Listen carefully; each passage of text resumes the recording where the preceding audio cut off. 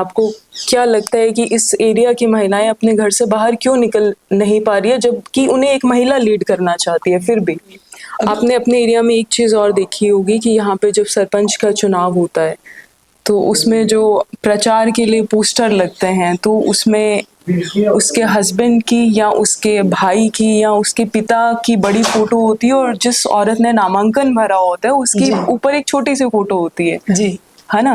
तो क्या ये रिजर्वेशन का एक्चुअल ग्राउंड में जो हम देखें उसका कितना फायदा ले पा रही है महिलाएं, और महिलाएं कितना एम्पावर्ड हुई हैं इस एरिया में? मैं कहूंगी कि पार्टी से ज्यादा ये मानसिकता की बात है।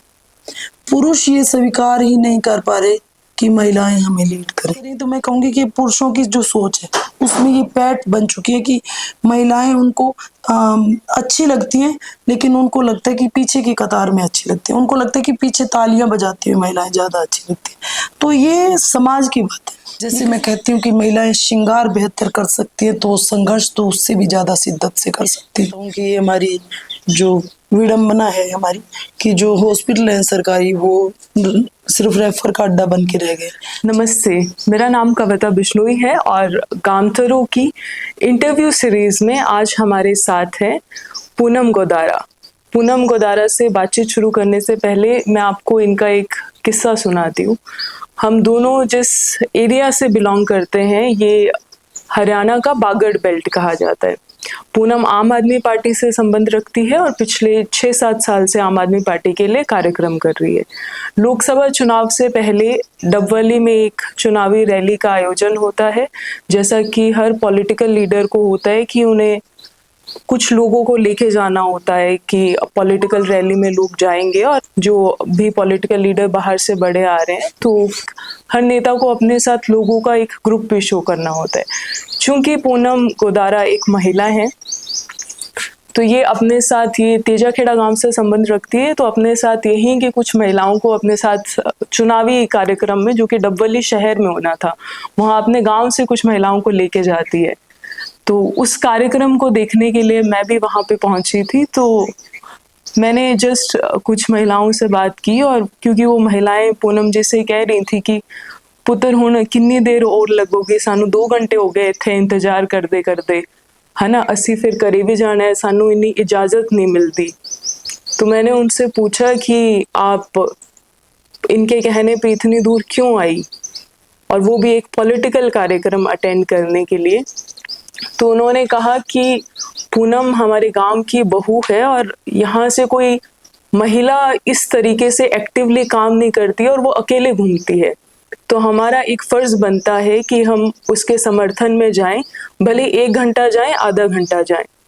तो पूनम जी आप बताइए कि जब आप अकेले इस यहाँ पे इस, एक तो ये पॉलिटिकल डोमिनेंस वाला, मेल डोमिनेंस वाला एरिया है ना, तो यहाँ जब आप पॉलिटिकल अपने कार्यक्रम के लिए जाती हैं, गांवों में जाती है डोर टू डोर अभियान के लिए, तो आपको किस तरीके का रिस्पांस मिलता है? और दूसरा, महिलाएं आपके साथ कितना जुड़ रही हैं, और नहीं जुड़ रही हैं तो उसके क्या कारण है?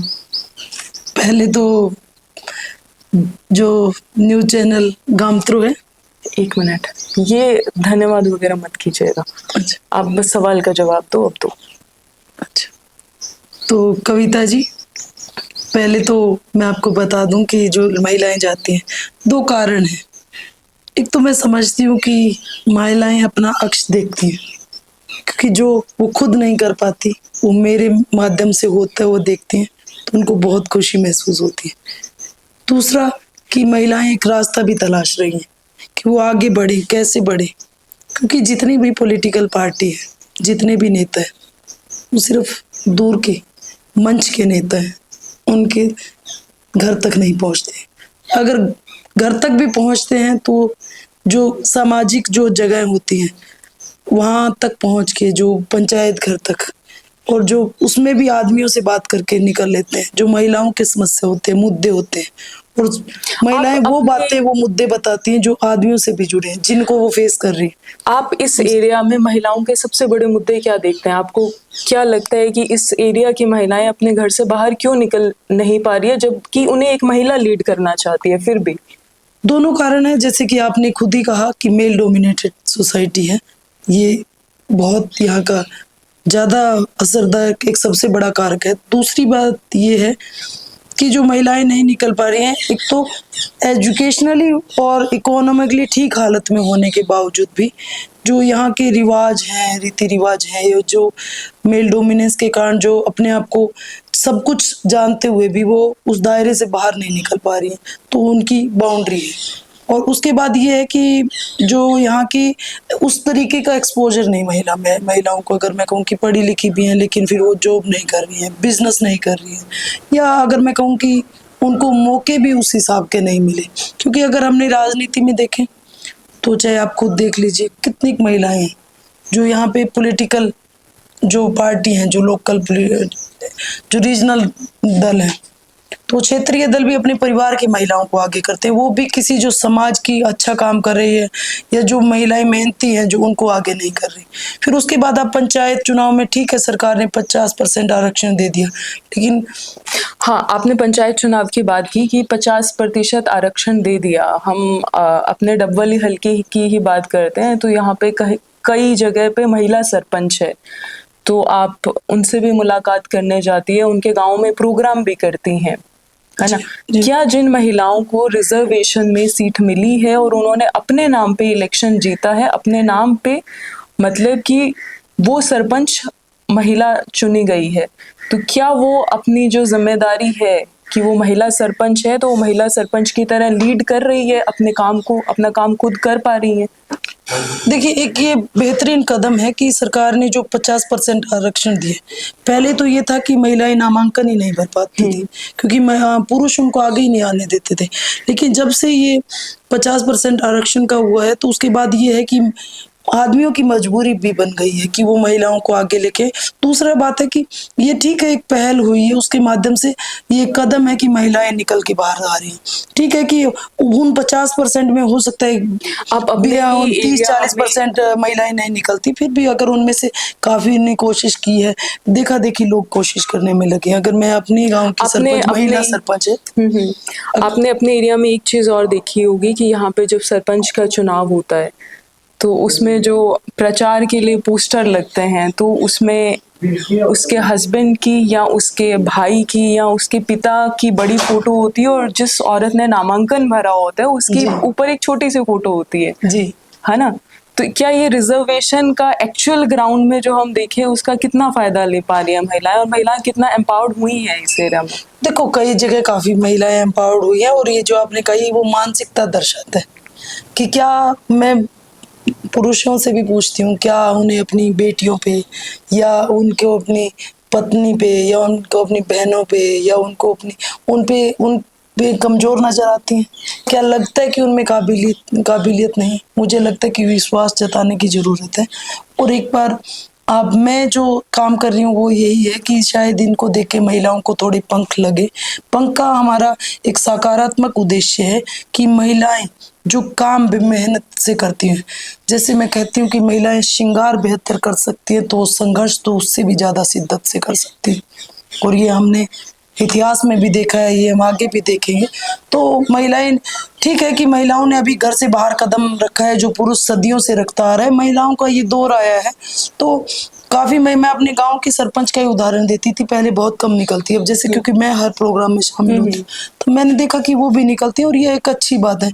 और कई गाँव में मैंने देखा कि जो महिलाएं सरपंच बनी है, जो पहले जो शपथ लेने में झिझक रही थी, आज के दिन वो निकल रही है मीटिंग हरियाणा में कई जगह देखा गया कि महिलाओं ने घूंघट में शपथ ली थी। हाँ, लेकिन इसके बाद ये है कि मैंने भी डबवाली में देखा कई महिलाओं ने शपथ लेने में भी झिझक की, लेकिन जैसे ही क्योंकि उनको शपथ दिलाने का काम किया गया उसके बाद उन्होंने धीरे धीरे, अब उनके मन में निकलने की चाह होती है, वो अब मीटिंग्स अटेंड करती है, वो गाँव की जब कोई महिलाएं उनकी बात कहती है तो वो सुनती हुई नजर आती है। तो ये एक अच्छी पहल है। आप इस क्षेत्र के लिए एज अ पॉलिटिकल अपनी राजनीति में एक करियर देख रही हैं और यहाँ के लिए आम आदमी पार्टी से आप तैयारी भी कर रही हैं जी, तो आप महिलाओं के खास तौर पे क्या मुद्दे देखती हैं?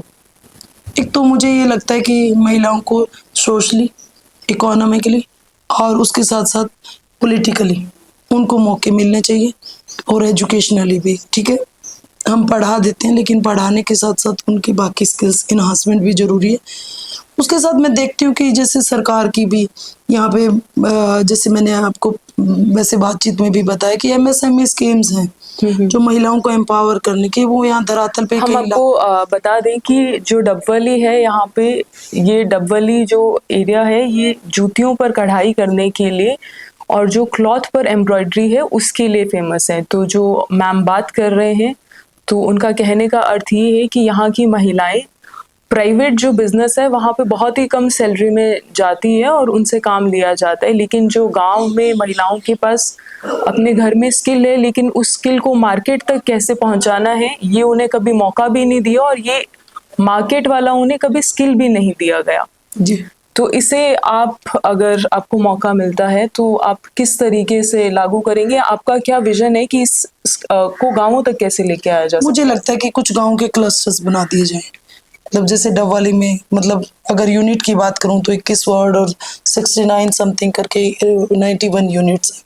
अगर हम उनको ऐसे क्लस्टर्स करें 10-10, 15-15 के, तो हम स्केल्स कर सकते हैं। जैसे मान लो अभी हम ऐसे एमएसएमई की स्कीम्स होती हैं, अभी मुद्रा लोन है, ये सब इम्प्लीमेंट हो सबसे पहले बड़ी। फिर देखो डबवाली जैसे एक हब है, एक जीप मार्केट है, जीप मार्केट है। ओपन हो तो उनका बहुत एक पूरे इंडिया में फेमस है। दूसरी बात है कि जो जुत्ती बनाने की है, कढ़ाई, सूटों पे कढ़ाई की है, और ये सिर्फ डबवाली तक ही नहीं, ये पूरे मतलब हरियाणा में, पूरे इंडिया लेवल में आप देखो। दूसरी बात है डबवाली एक ऐसा ट्राई सिटी जो एक तरफ पंजाब से और दूसरी तरफ राजस्थान से राजस्थान से जुड़ा है। तो यहाँ पे और कल्चरल भी यहाँ पे अगर हम देखेंगे तो हिंदी, पंजाबी और राजस्थानी कल्चर का एक ऐसा मिक्सचर है, और अगर ये तीनों और उनका जो बिजनेस है फैल सकता है। हमें उसको स्किल को इन्हांस करने की, उनको ट्रेनिंग देने की, उनको लोन प्रोवाइड करवाने की और उसको उसके बाद में मार्केट तक लेके जाने की। सिर्फ हमें मेहनत महिलाओं को करानी है,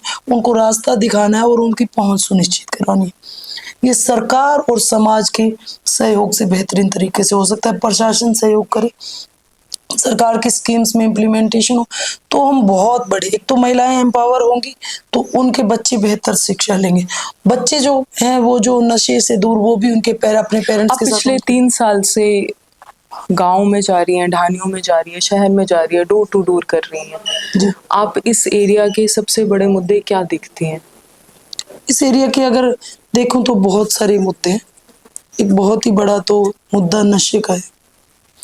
मुझे लगता है 10-12 साल से लेके 35-40 साल तक के युवा रोजाना मर रहे। भारत डेमोग्राफिक डिविडेंड के दौर से गुजर रहा है, यानी कि जो सबसे ज्यादा युवा जो उम्र चल रही है वो अभी भारत, पूरे वर्ल्ड में भारत में चल रही है। उसे जननांग की अभी लाभांश कहते हैं। दूसरी बात यह है कि बेरोजगारी। तीसरी बात है कि अभी खेलों का अभाव। ठीक है, हरियाणा खेलों के नाम से जाना जाता है, पर जितना भी होना चाहिए हमारे क्षेत्र में हाँ, खेलकूद के लिए प्रॉपर फैसिलिटीज नहीं है। हाँ जी, नहीं। स्कूलों जैसे में हरियाणा के हम कुछ एरिया में देखते हैं, जैसे रोहतक, सोनीपत साइड, उतनी अगर हमारे यहाँ पे कोई ऐसा नहीं है, खेलकूद की सुविधाएं नहीं है उतना बच्चों के लिए। दूसरी बात, फिर उसके साथ साथ मैं देखूंगी कि अगर डबवाली हम शहर की बात करें तो अगर ट्रैफिक जाम हमेशा लगा रहता है, क्योंकि एक तरफ पंजाब का रास्ता जाता है, एक तरफ राजस्थान का जाता है, तो यहाँ हमेशा तो ओवर ब्रिज बनने की बात है। और जो सबसे यहाँ एक जो दिक्कत है, स्कूल्स में प्रॉपर यहाँ पे स्टाफ नहीं है। जो ये मुझे लगता है ऑल ओवर हरियाणा की बात है कि वहाँ स्टाफ की कमी बहुत है। और शिक्षा है जो इसमें जो वोकेशनल एजुकेशन के वोकेशनल एजुकेशन की, हाँ, जो गांव में है वो कमी है, क्योंकि ये फाइनेंशियली कंपैरेटिव ठीक है, साउंड है।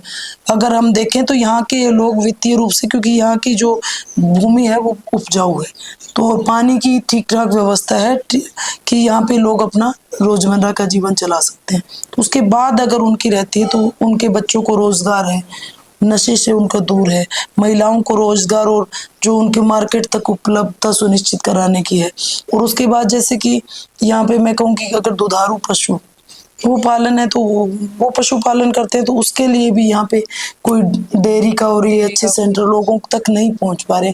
अगर किसान वर्ग है कि वो अपनी आय कैसे बढ़ाए, उस चीज़ के भी लिए भी किसानों के पास भी वैकल्पिक साधन नहीं है, क्योंकि ये चीज़ें सरकार कुछ एमएसएमई के माध्यम से पहुंच सुनिश्चित करवा सकती है। उसके अलावा जो सरकार जो किसानों के लिए बजट करती है, उसका मुझे यहाँ पे धरातल पे दिख नहीं रहा कि कहाँ पे वो करवा रही है, कहाँ पे किसानों को भी कहाँ पे आपने ट्रेनिंग नशे की जैसे बात की, यहाँ पे नशा तो पिछले सालों में बढ़ा ही है, जी लेकिन इसके साथ में एचआईवी के केसेस बढ़े हैं और उससे ज़्यादा बुरी बात ये है कि लोग इसको लेकर बात नहीं कर रहे हैं।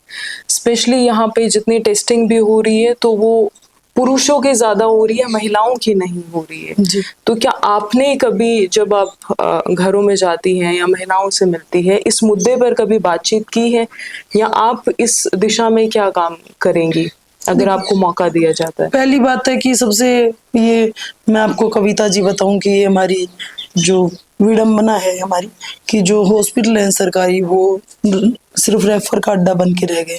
चाहे आप गांव के हॉस्पिटल देख लीजिए, चाहे डबवाली शहर का हॉस्पिटल, अब वहाँ जाइए। अभी पीछे दिनों मेरे गांव की एक महिला डिलीवरी के लिए गई थी और उसको जब ब्लड उसके इसीलिए बोले कि डिलीवरी नहीं हो पाएगी कि आपको पहले ब्लड का इंतजाम करना पड़ेगा। खून की कमी? जी खून की कमी थी। तो पहली बात तो है महिलाएं शुरू में ही एनीमिया की शिकार है।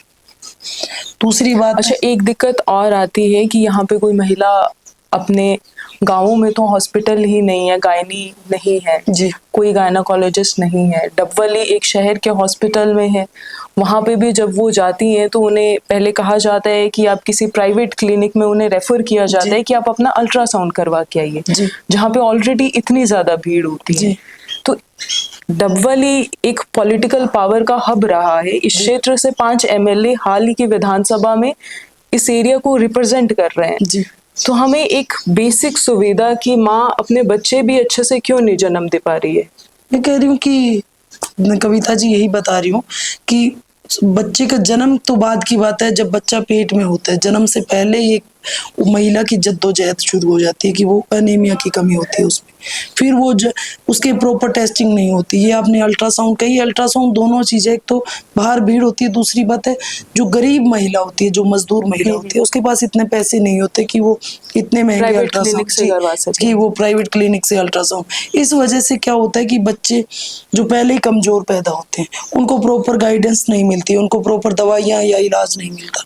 फिर उनकी डिलीवरी ये कह के या तो डिले कर दी जाती है या फिर उनको आगे रेफर कर दिया जाता है कि खून की कमी, जबकि इतने ब्लड बैंक लगते हैं, खून कहाँ जाता है। मैं खुद बहुत बार ब्लड डोनेट करती हूँ गांव-गांव में जब कैंप लगते हैं, तो ये सारी व्यवस्था ही समझ नहीं आती। हाँ ठीक है, लोग जाते हैं जब जब जरूरत होती है, जब जब जब किसी माध्यम से मैं सूचना मिलती है तो लोग, युवा लोग जाते भी हैं ब्लड डोनेट करने के लिए।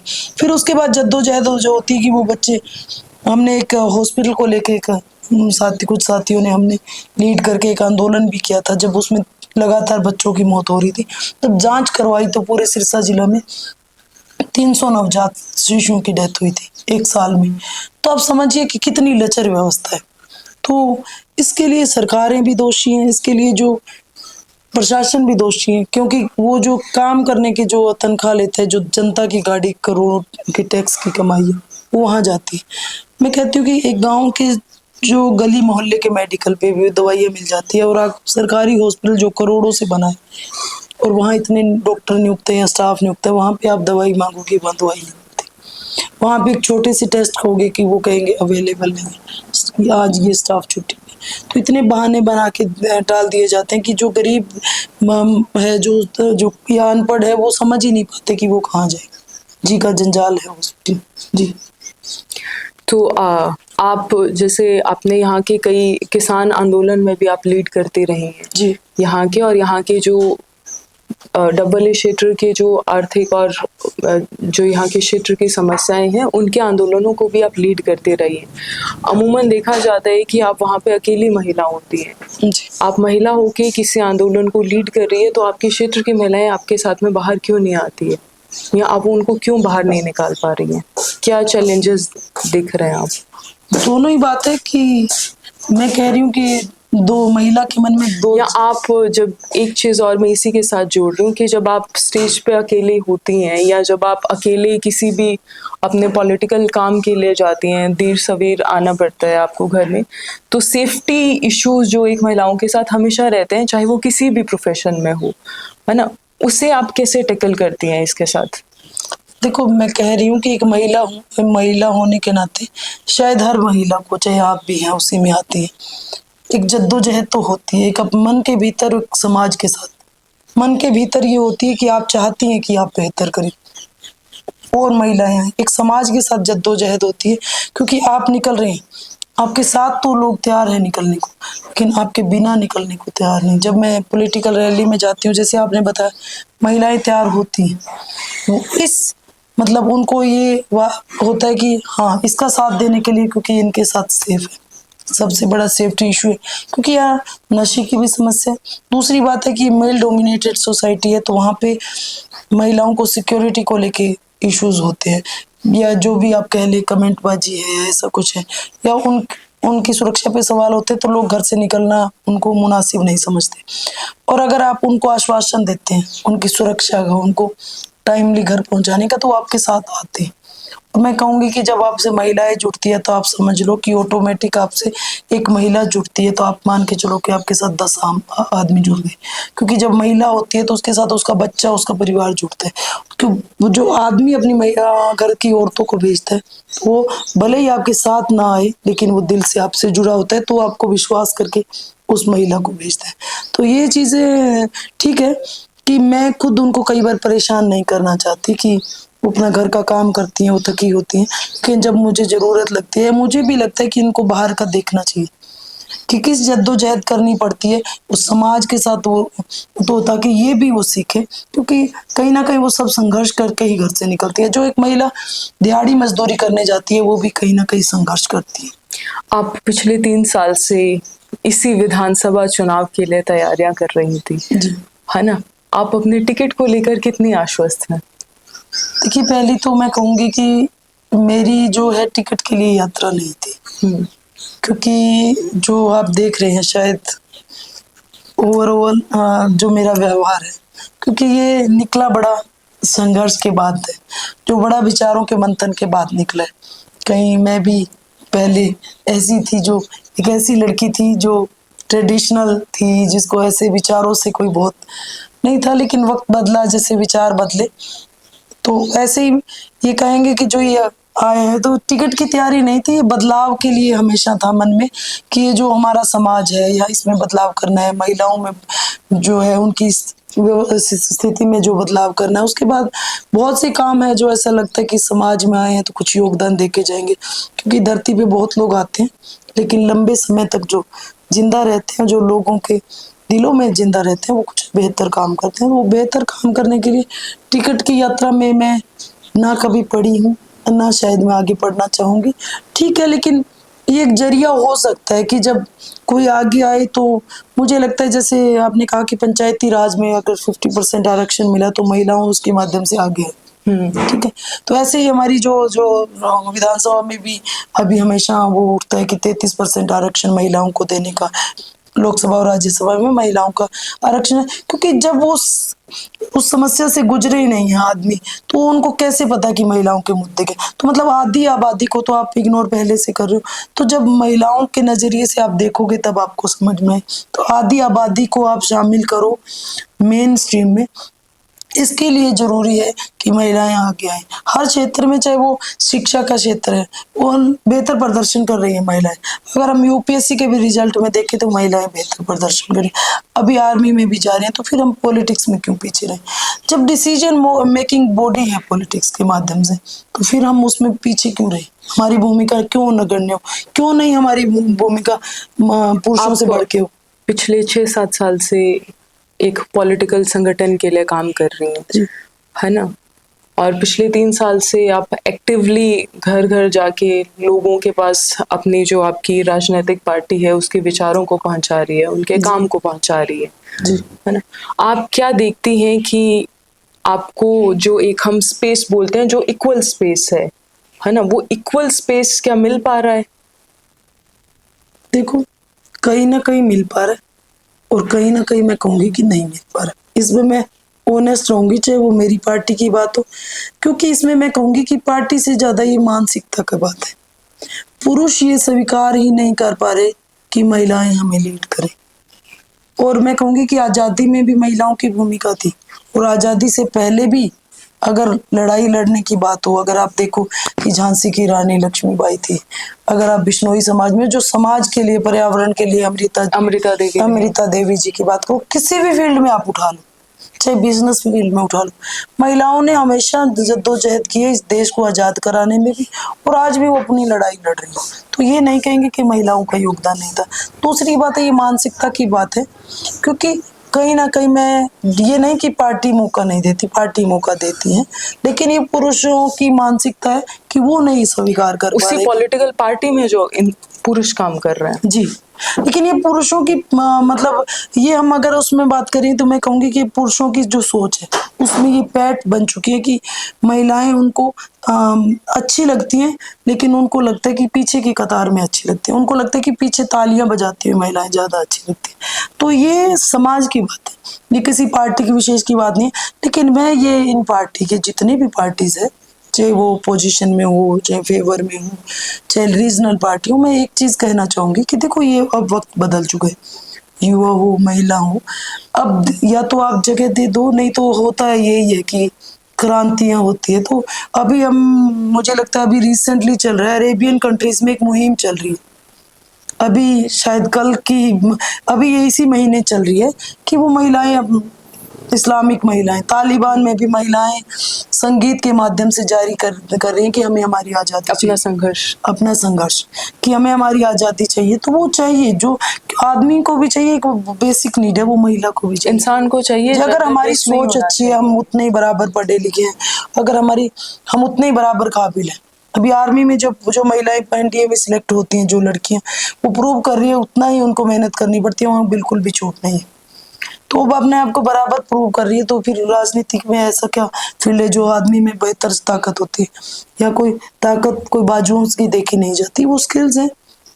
किसी को लोगों को संगठन की स्किल्स है, लोगों नेतृत्व क्षमता की स्किल्स है, वो महिलाओं में भी बेहतर हो सकती है।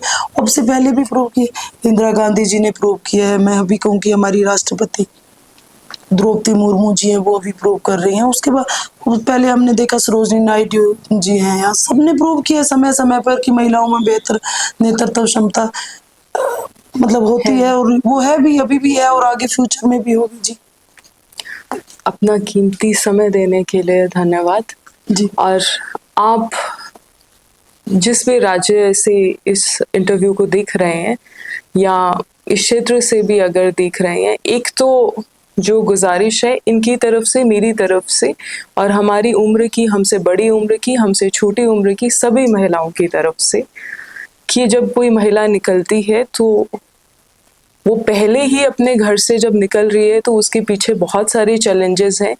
तो जो वो बराबर काम कर रही है तो एटलीस्ट आपको एक रिस्पेक्ट तो देनी ही चाहिए। अगर आपको ये इंटरव्यू कैसा लगा, आप हमें अपना फीडबैक ज़रूर दीजिएगा। धन्यवाद।